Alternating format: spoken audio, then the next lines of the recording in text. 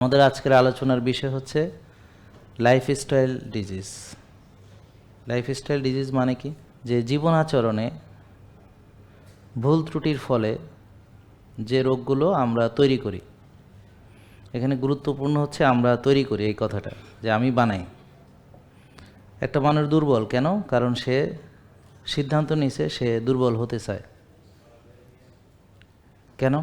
কারণ সে শক্তি চর্চা না করলে যে দুর্বল হবে এ তো সবাই জানে।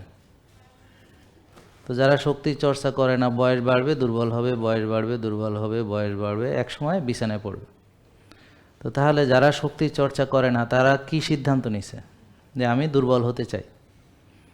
যেমন এক ব্যক্তি বলল যে না আমি জাহান্নামে যেতে চাই, তাহলে সে কি করবে? নামাজ পড়বে না, রোজা রাখবে না।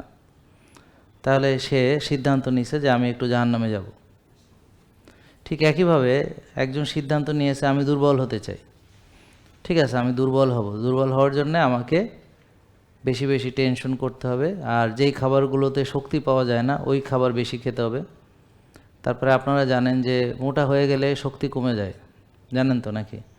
মোটা লোকের শক্তি কম কিন্তু, হ্যাঁ। দেখবেন আমরা যে হাতির ঝিলে অনেক সময় দৌড়াইতে যাই, তো দৌড় প্রতিযোগিতা হইলে সবচেয়ে চিকনগুলা দেখবেন সবার আগে চলে আসে। তারপরে সবার শেষে আসে হলো যাদের অনেক ওজন। বুঝতে পারছেন?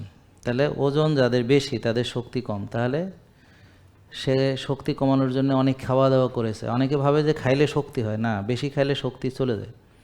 তাহলে সে বেশি খেয়েছে।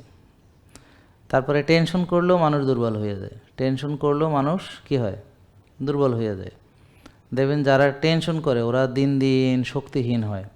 এমনকি নড়াচড়াও করে না, চুপচাপ থাকতে পছন্দ করে, হাঁটতে পছন্দ করে না, সবখানে ধরেন সিঁড়িতে উঠতে পছন্দ করে না, সে লিফট পছন্দ করে।